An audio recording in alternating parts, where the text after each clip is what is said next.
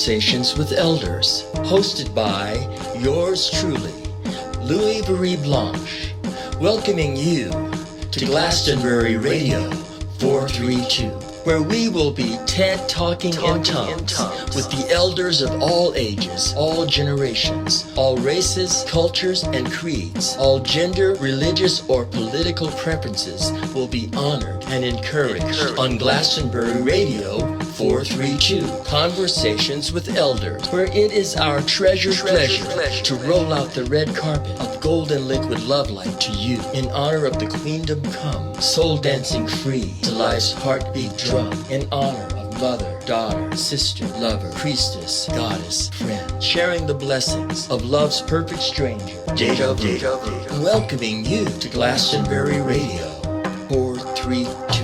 It's too cosmic, much too cosmic for me. Much too cosmic. Aloha, hola, aho, hello. This is Louis-Virie Blanche, and you're listening to Conversations with Elders, where we roll out the red carpet of golden liquid love light in honor of mother, daughter, sister, lover, warrior, priestess, goddess, and friend. And our beloved five brother is here with us again, Dr. Mosen. Thank you, thank you.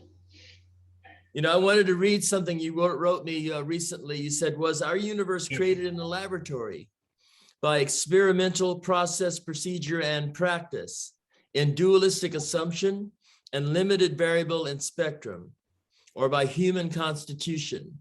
Yes. And that led you to share, what were the 3 points you were sharing with me just previously? So the 3 points, there is certain things, if you want to be in holistic resonation with creation. So when we are in resonation with nature, what does that mean? We are creating our field in a way that can really resonate with the nature field, which is our mega field. So when that synchronicity exists, everything flows much easier without any stress. So there is 3 components here that we have to consider. We have to have meditation in patience. So when we are sometimes waiting for something for patiently, sometimes it becomes stressful, unless during that patience we are meditating, not medicating. I mean, sometimes if I'm medicating in my patience, I take a tranquilizer or something like that because I'm stressed, I'm waiting for something. So meditation in patience. Well, I like that. Let me interject something. I have a statement. I say that we might have to wait, but we don't have to be patient. Yes. Yeah. And then, the second one is advice from nature, because the best advisor you can choose for yourself is the nature, and the best consultant you can choose for yourself is nature. So nature can be freely advising you if you open our sensorial faculty, and also it can be a consultant to you. Anything you ask, it consults you, and it does it for free with no charge. Yeah. You're a psychologist, you're a psychiatrist. Yeah. Yeah. All rolled into one. Yeah. So then, if we consider a recitation of revelation in our words, the words that we speak of, if there's always we recite revelation. Now, the revelation, you get it from God, from prophet or from nature, anything, there is a revelation in there through our sensorial faculty. So if we have that in our words, then it becomes more resonating to other people. So the communication becomes more effective. So therefore, we have to develop a positive attitude toward nature, not try to change it. When I try to change it to the statement that you read earlier, when I try to change it because I have a negative attitude toward the nature. So in order to have positive attitude, then I can also take the nature as my advisor or as my consultant. Now, negative attitude is very detrimental, because negative attitude or adversarial attitude to the nature is like a flat tire. We can't get anywhere until we fix the tire. Well, you know, you talked about the GMO and the EGO. When you say God move over, Yeah, ego and GMO. Yeah, yeah. edging God Yeah. out, you're not Yeah. honoring, you're not being reverent towards nature. Because the constitution I invented or authored is overriding the constitution that God has created and God has written for me in terms of revelation. So which one is more correct, me or God? So if as soon as I become EGO, elbowing or edging God out, I am on my own and I'm very helpless. And you've genetically modified the work of God. Yeah, and God move over. So one of the major constitution of creation is what is constitution is recursion. So when I really take the recursion out of living things, what I do to life of others will be due to mine. Now, is recursion the same as peristalsis? The recursion means producing of its own kind. You know, So it's a synergetic. Yeah, if I stop the synergy, because we have three principles: immutation, recursion, and then polarity, the constitution of the creation. If I change that constitution, I'll make my own constitution. I deliver to you duality, positive and negative, not male and female. And I stop, recursion in animals, in plants, and everything, and I call it GMO because the more profit comes. So when it takes the rotation, vortation, and immutation out of the function. Yeah. So it just that's why what happened when I take that away. What I take out of the life of others will be due to be taken out of mine. And there is no, and so therefore we want to create a process that I'm resonating with nature, the constitution of nature, and don't override the constitution of nature with my constitution, which I have invented. Because we've said before that humans create systems, but nature follows a function. Function, yeah. Function is based on field and flow. System is input, output. And nature follows fractalization, not fragmentation. Yes, exactly, yeah. That's it. What happens, then, something else I wrote here, then duality becomes a selective ignorance. Duality becomes a selective ignorance. Yeah, I have accepted, I gave up the polarity of the male and female, and I invented positive and negative. So that duality that I have created is my selective ignorance with nature. So I'm going to be under stress because I can synchronize with it. And the more you do trying to be efficient, you will create accumulation. Yeah, and entropy. Yeah. Entropy will be the automatic result of your efforts. Yes. So what happens, everything I do will be based on a constitution of entropy, whether it's my economics, whether it's my physics, when it's my architecture, everything I do is based on that ideology and worldview that I have, that my constitution is better than nature. Now, we were speaking of the beautiful image you have behind you. That's from China. The terrace farming in China is following the ley lines. Yes. And the seeds you were mentioning, how are the seeds planted? Well, the seeds are planted, because every living thing has a polarity, and that polarity, just like needle of the compass, is always toward north. The same thing, the polarity, the vortal polarity of human being is always, whether I like it or not, is pointed toward God.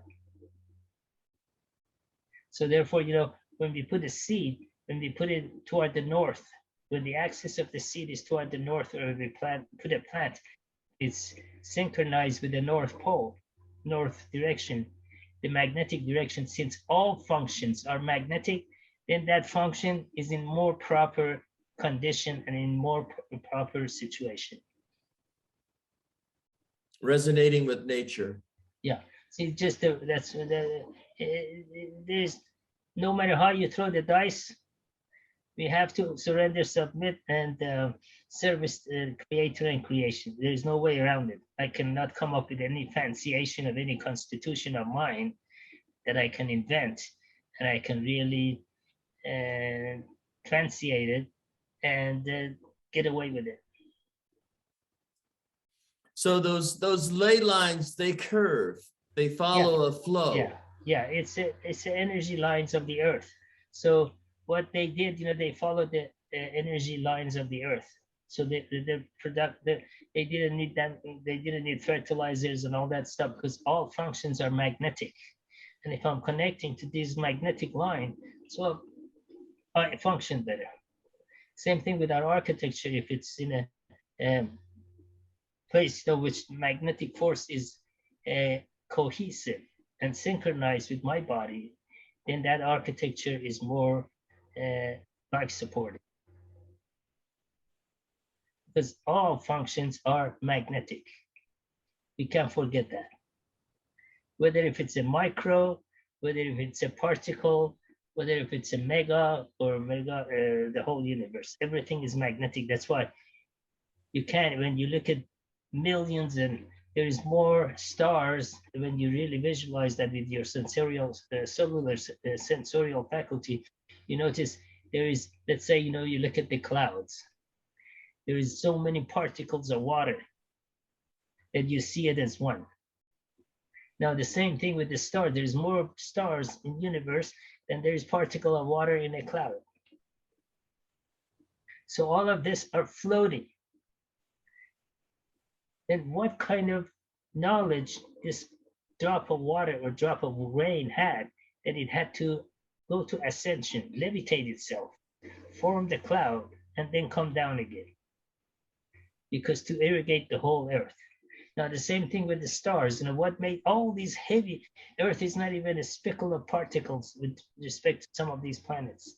It's all floating and rotating and rotating and crystallizing.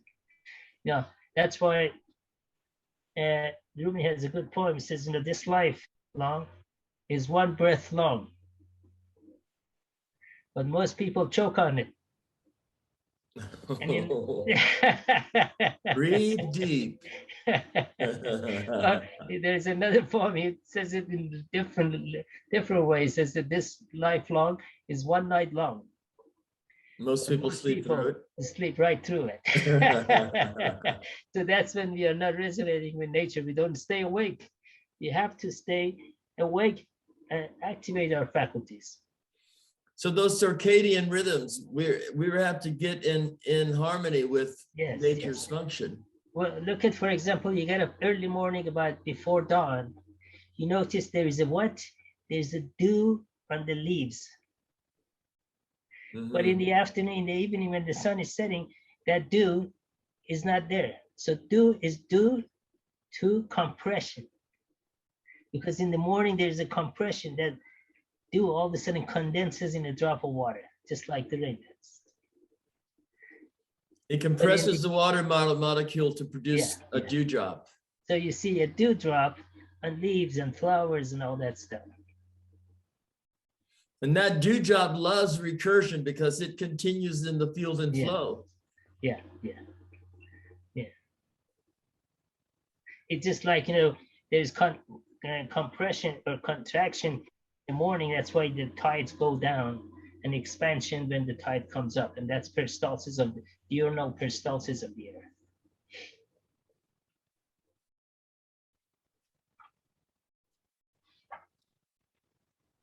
So this world that we are a part of has a pattern that we must recognize and honor it. Yeah, we have to wait, stay up in that one night. they say, angel Israel came because if that's the angel takes the life away, transnaturalizes to our next life. And if you've read in all the religious books, that Noah lived to be over 950 years. So after 950 years, when angel Israel came to take his life to the next life, and he said, he was sitting in the sun. And he said, okay, before you take it, let me move to the shade. When he moved to the shade, he said, the time that it took me to move from the sun to the shade was as long as 950 years that I lived. It went that fast. In the blink of an eye. Yeah, so that's why we have to stay awake, and it's true, that what happens, that death is a mini death, because when we sleep, all the regeneration, renewability happens. That's a human diurnal season. Just the same thing happened to Earth. Every 1 year, the plants and everything go to sleep, but in the spring they wake up again. Mm-hmm. And give their flowers and all that. So that sleep is a function of what time to renewability. So if you have a good deep REM sleep, you have renewed, regenerated. And if I had and if I'm acidic and not alkaline, I will not go to deep REM sleep. So I toss and turn, and I won't regenerate because my magnetism is so low. So when we increase the magnetism in forms and all that, everything regenerates and renewability goes up. And if you are out of that synchronicity, you'll have to stimulate yourself. Well, that's why, it becomes, they have to take all kind of drugs, whether it's street drugs or shelf drugs. Coffee, candy bar. Yeah. And what happened when we take this stimulatory or destimulatory? What we are doing, we are overriding autonomic nervous system of the human body, which is the manager of all the magnetic function in human body. That means that's why, the body knows to go to sympathetic to speed up some stuff, let's say during the digestion, and parasympathetic to relax you to go to sleep. So all of that is, we are overriding it. The natural functions. Yeah, autonomic nervous system. So it has two functions, sympathetic and parasympathetic.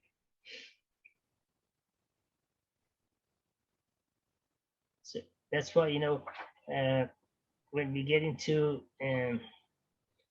entrodemic, that means academic of entropy, we are overriding the entire creational constitution. And we base it on entropy. That's why entropy has become foundation of every facet of science, economics, engineering, motions, everything we have is entropical.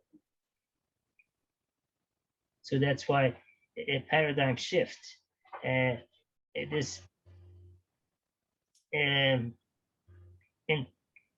entropy or this entrodemic is the final game.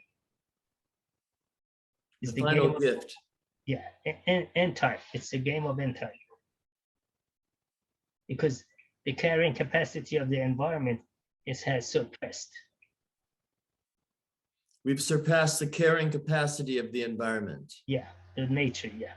That's why everything in nature is suffering from the smoke, from heat, from chemicals, from everything, microorganisms of soil have been destroyed, and therefore we have missing links, let's say minerals, because it cannot be transferred from the soil to plants.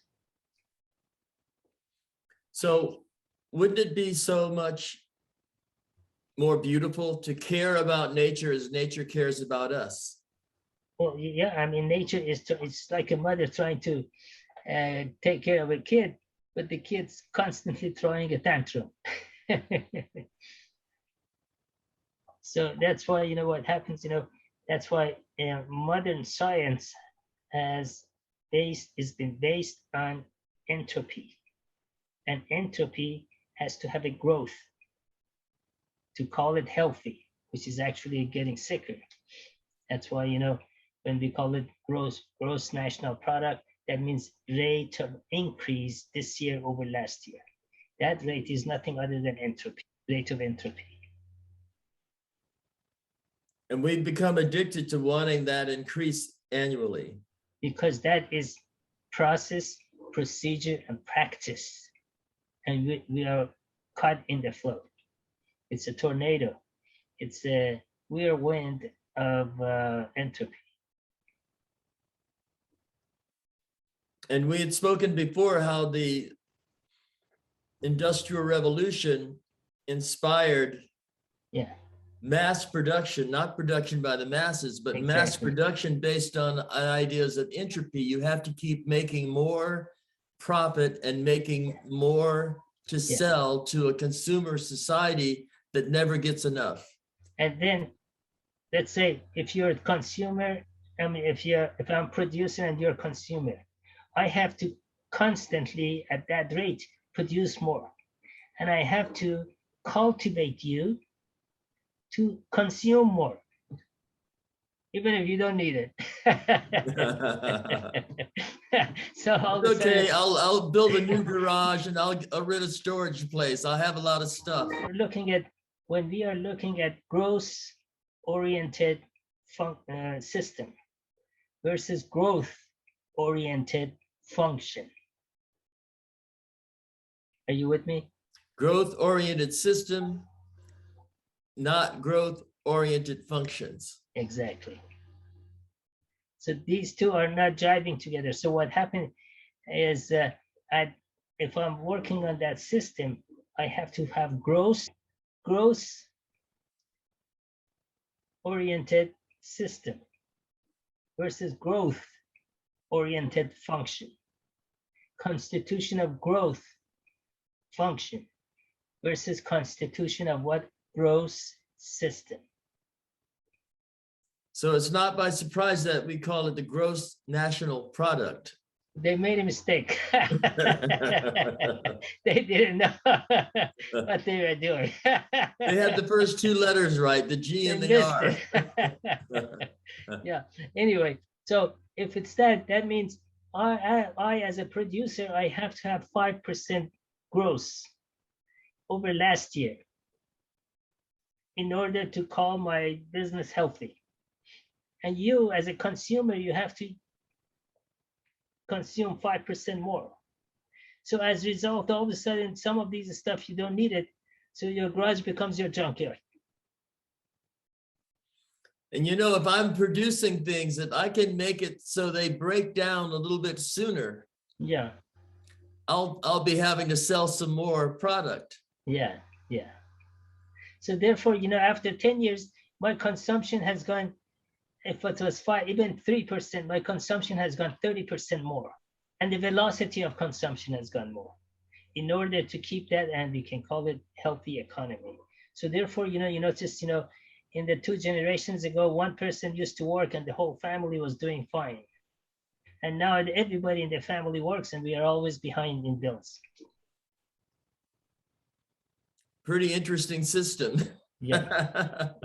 So therefore, the end game is that system will be changed to function. That system will be what? System will be converted or paradigm shifted to function. It'll become dysfunctional to the point where it has to be healed. Well, because just like oscillation destroys vibration, system destroys function. So that's why, everybody's really fascinated with this Tesla car, but Tesla car is like if you're driving a Tesla car, if you're riding in a Tesla car, you're driving in your cell phone.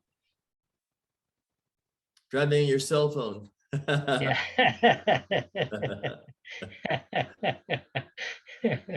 Because this oscillatory magnetism is so high, which offset the function of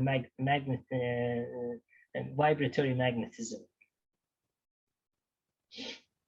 Now, these these cars running on batteries. But The they field, have field and flow of that type of vehicle. Yeah. Some years ago, there was an engineer, I bet I forgot his name, at IBM, and he had designed a DC electrical vehicle. Now, the one they have at Tesla, what happens, it changes to AC. It's the AC which is oscillatory frequency. Yeah.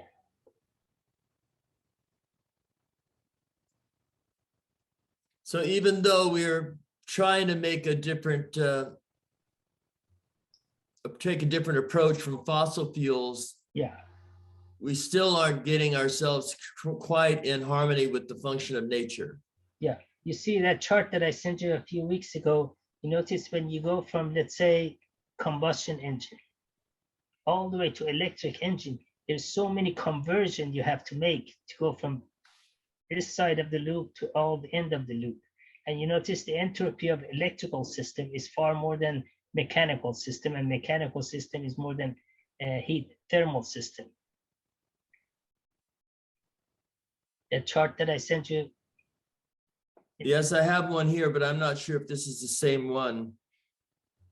This one has a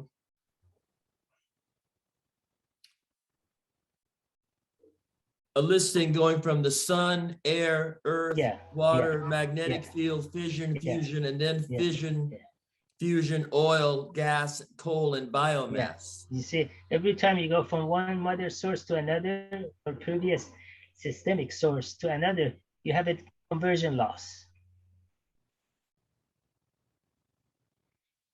Now, the entropic methods have to do with all these conversion losses are entropy. That's why you notice you go from one source to the next one, next time. There is accumulative pollution or accumulative entropy. Now I have a simpler chart of that, which is only 5 or 6, which shows a little more simpler. I have to send that to you also. Well, the sun gives us passive, hydro, active. Yeah. Air is wind. The earth gives us biomass, soil, and what is EAHE? Electrum, that's EAHT. I don't remember what it is. Air heat exchanger. Is that what is it? EAHE. EAHT. Earth air heat exchanger. That's probably for that, And water is a it has here main and ocean tides. Yeah. See, the thing is, sometimes,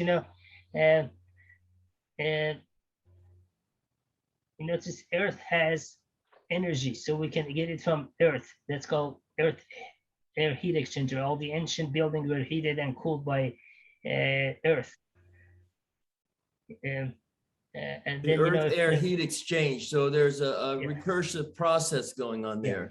See, I have houses, let's say in Texas, that the temperature of the soil about 10 to 12 feet below the surface is equal to annual air temperature of that location. Let's say, if annual average air temperature in a location is 70 degrees.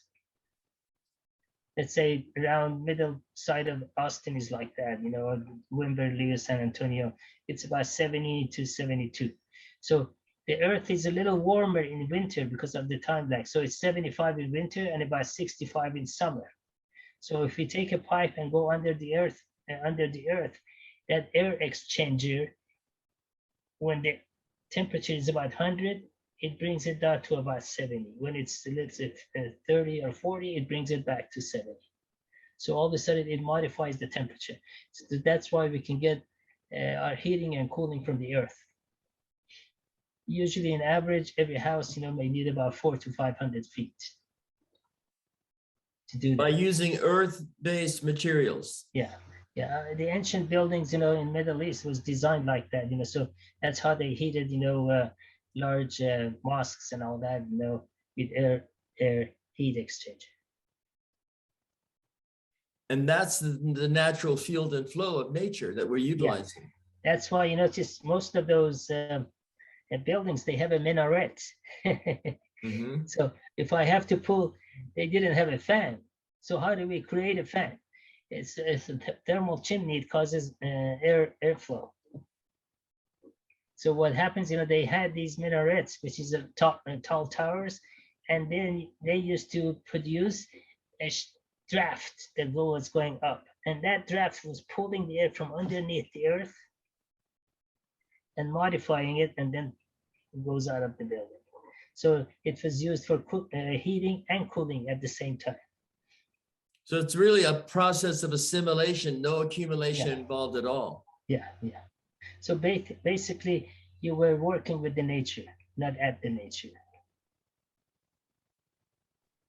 So that's why we talked about modern science, but we never really got into it. So the modern science is based on empirical data, that I get my advice and consultation by keeping my existential faculties, my eyes open, my ears open, because to see how the nature does. I'll just monkey see, monkey do. Because I cannot modify that. If you get a big ego, you might want to try some GMO tricks. Well, if you cheer for my ego, I'll do that. Instead of helping with the shift, you might give humanity the shaft. Yeah. Well, I'm going to be part of that, and I don't even know. That's why Rumi said, it's one night long, and most people sleep right through it. Or most people, it's one breath, and then most people are choking on it. So is there an exit? People are trying to get these space shuttles to get out of here. But the ticket is expensive, $250 entropical dollars. So what happens, all we have to do, go back to the basic and take nature's constitution and follow that wholeheartedly.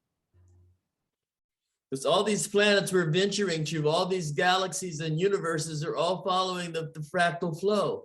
Yeah. None of them are oscillating. They're vibrating. And we were given the opportunity to harvest all this beautiful vibration, right? Yeah. It's just, so that's why, a tree does not oscillate. A cell phone oscillates, but a tree or a plant vibrates. That's why it has a voice, invisible voices. Prophet David and Solomon could hear it because they had activated their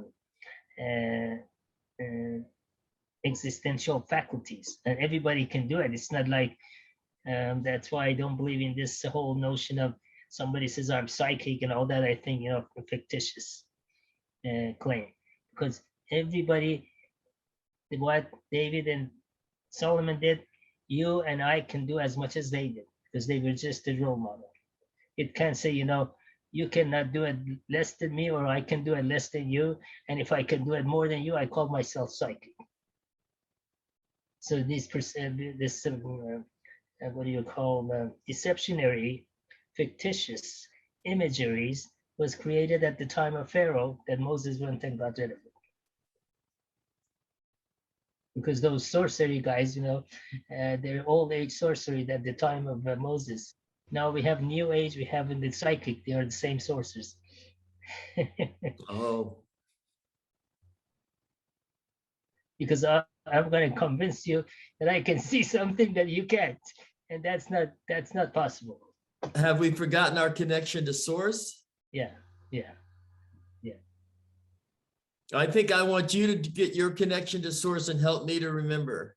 Yeah, that's why the greatest blessing that God can give you and me and the whole world, that we've become instrument of God's will. Oh.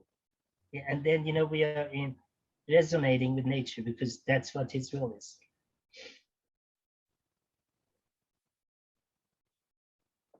So these patterns, this understanding how seeds divide and multiply. Yes. And how light becomes revelation. Yes. If we see ourselves as the seed and we plant ourselves in the right direction, yes, in harmony with nature's function, the revelation of creation will be a light to us. It will enlighten us, won't it? Exactly. I mean, there will be as much revelation to you as it was to any given prophets. They didn't come here for decoration. They came here to become a role model that what I can do, you can do too. No less, no more. So the process, the practice, process, and procedure. I wanted to ask you to express more on the process, procedure, and practice when we follow empirical processes, procedures, and practices versus experimental process, procedures, and practices. See what happens, if you look at, for example, in process, procedure, and practice, in nature is very empirical. That means, with one of our faculties, we can see it, whether if it's a visible light or invisible light or visible voices or invisible voices, so we can see that. But what happens, it's not assumption. Assumption is is made, by creation, by the process of creation. So the creation has a process, right? It does things like that. Field and flow is a process. Mm-hmm. And then it has a procedure, like we have seasonal procedure. A human is a seasonal procedure. From a sperm, it goes to the womb, and from this womb to another is womanization. So that's why, it has a process. So that's the way nature practices. But then if I come and invent another process and practice, and it becomes what? Experimental. That's why universe was not created by experience. It's by empirical data. There is no experimentation, and universe was not created in a laboratory. Whatever I do, in order for me to prove it to you, I have to come with a set of limited variable to show you some data to prove to you that this is so. Now, that data is by my assumption. It's by my assumption, and I also express it to you in a mathematical form, which is called formula. So how many times I've done that and I was wrong? Or somebody else later on came and proved that Einstein was wrong because he assumed, that the light is oscillatory frequency. So now, if you look at how does that empirical data is produced, it has three elements. It's the spirit or the will of God that causes this flower, this seed, against all laws of mathematics, it divide and multiply. And it's that spirit, synergy, and matter that all of a sudden a flower goes through polymorphism. It opens up. It's that will of the creator that fishes cannot survive without water. The bees cannot last without flowers.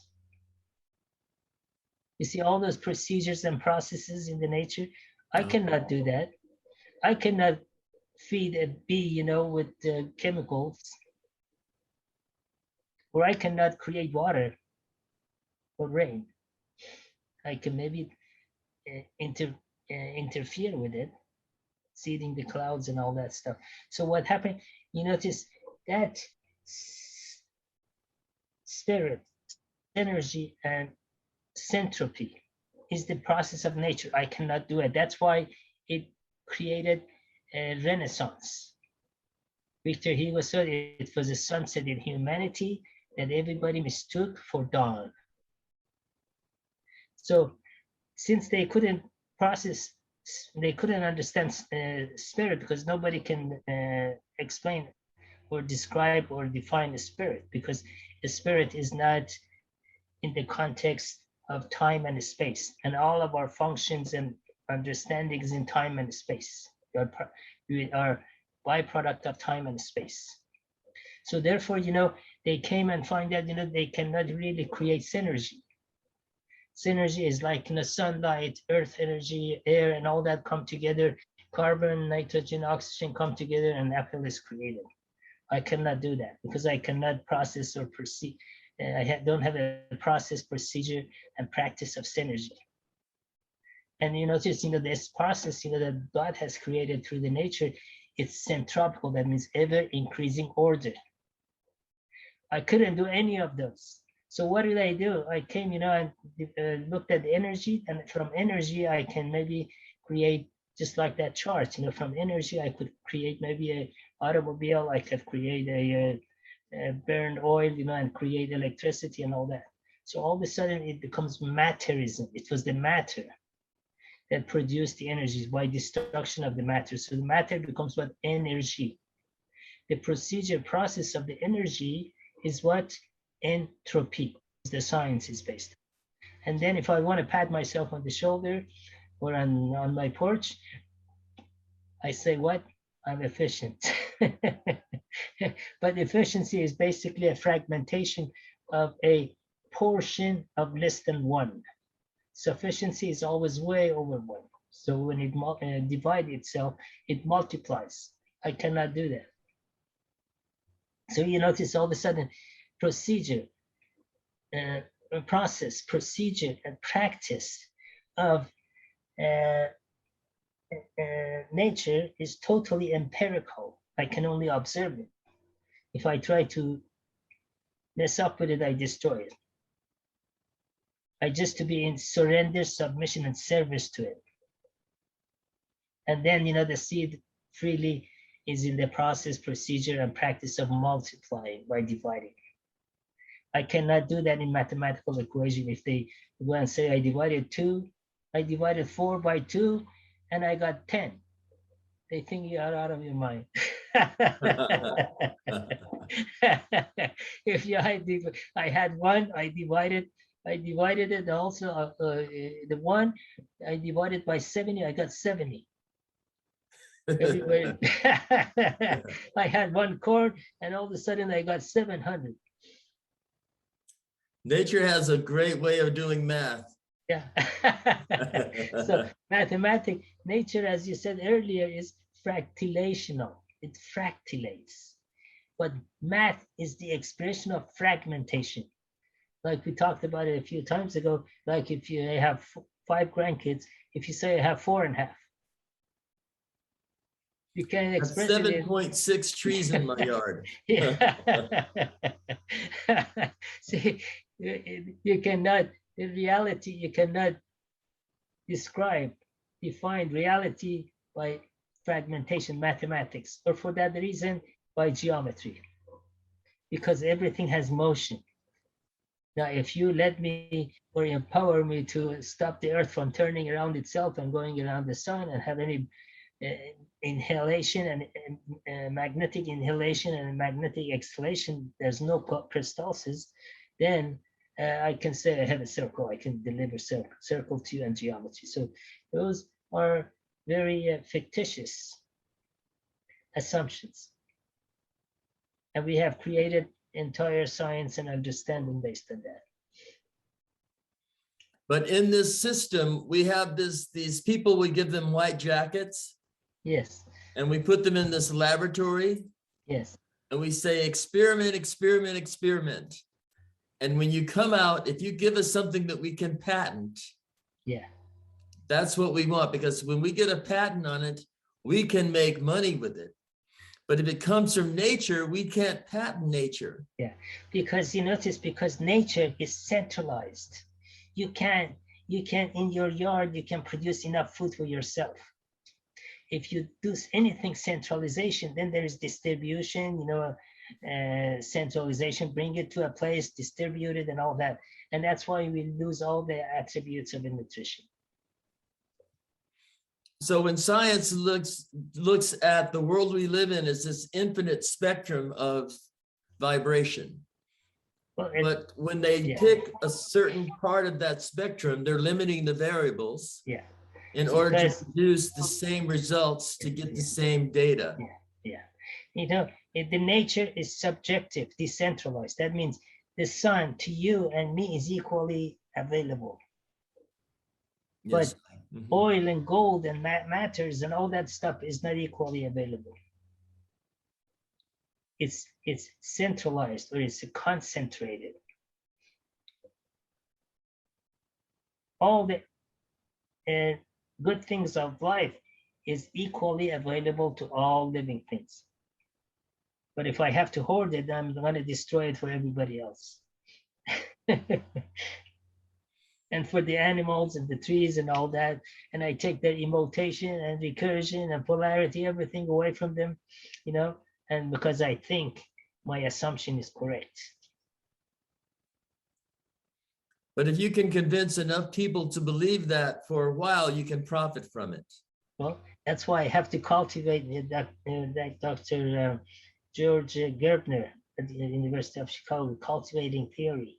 I have to cultivate a temptational, innate longing for you to buy my material, and I'll work on my commercial.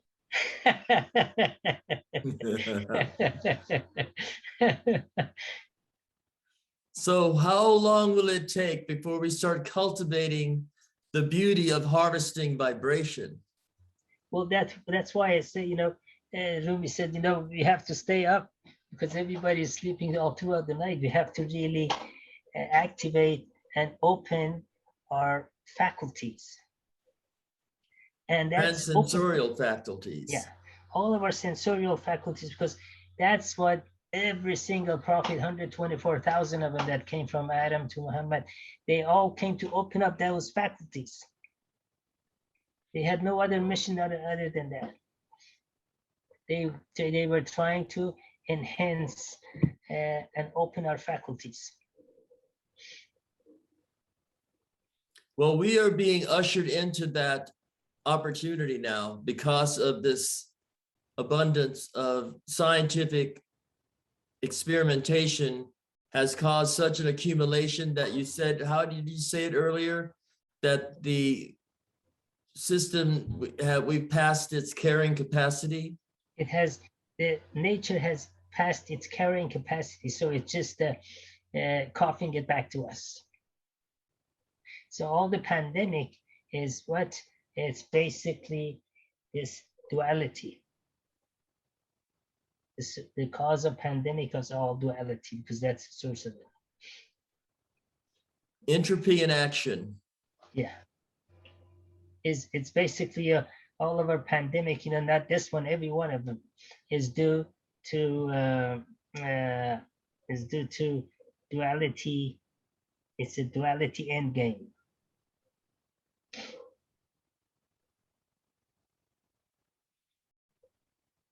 Well, in closing, shall that be our closing thought? Do not play with the bucket of entropy, because accidentally you may kick the bucket.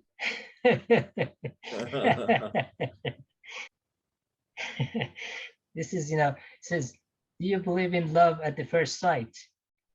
If not, when are you coming to pass by again?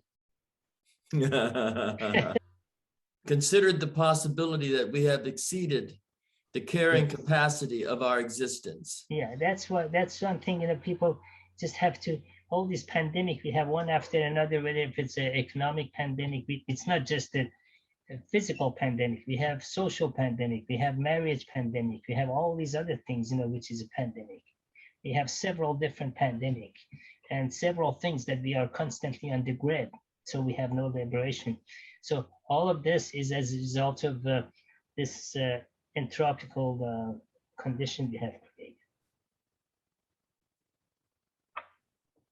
Well, let us consider the possibility that we have exceeded the carrying capacity of creation, and we will allow this to awaken us to surrender and submission to serving creation, serving creator and all creation. Yeah, it's basically reality is always creative and positive and in polarity. Because if it has to be creative, it has to have polarity. It has to have male and female. I can't be creative. Yeah. Oh. Well, that's a good seed to allow to divide and multiply in the consciousness of our listeners. Yeah, and again, then we have to really create a creative, natural attitude, because a negative, entropical attitude is like a flat tire. We can't get anywhere until we fix it. I think we got some tires to change. Okay. All right. Bless you, brother. Thank you. Same to you. Bye. Bye.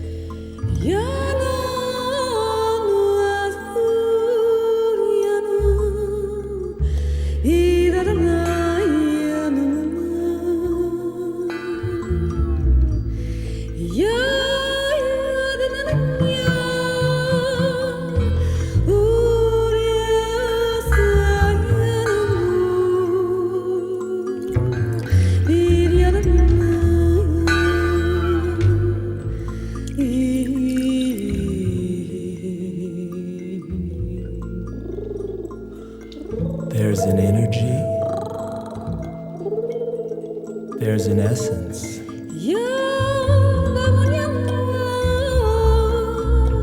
Love unknown to earth, reaching in our direction.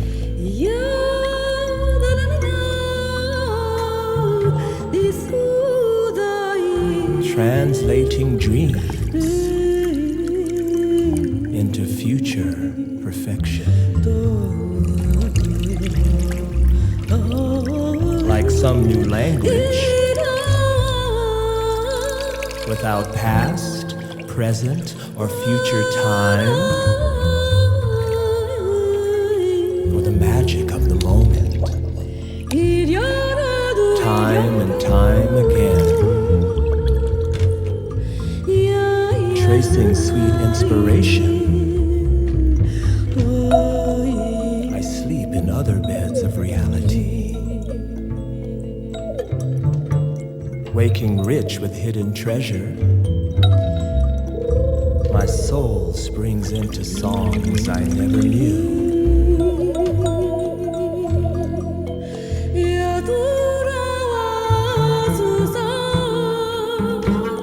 Jumping in heart first, hypnotized by the flow, building pyramids of prayer, deep in nighttime energy, without an image to wear. I look in empty spaces,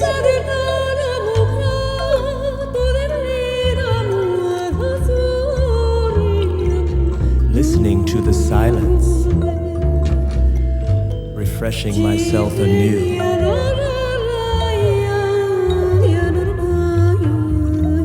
Holding on to the trance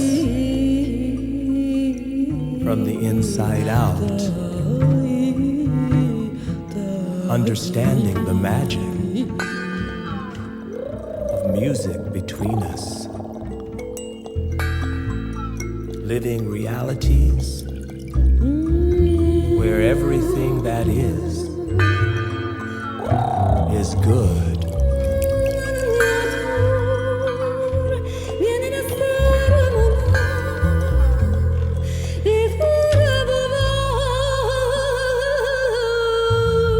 holding on to the trance from the inside out,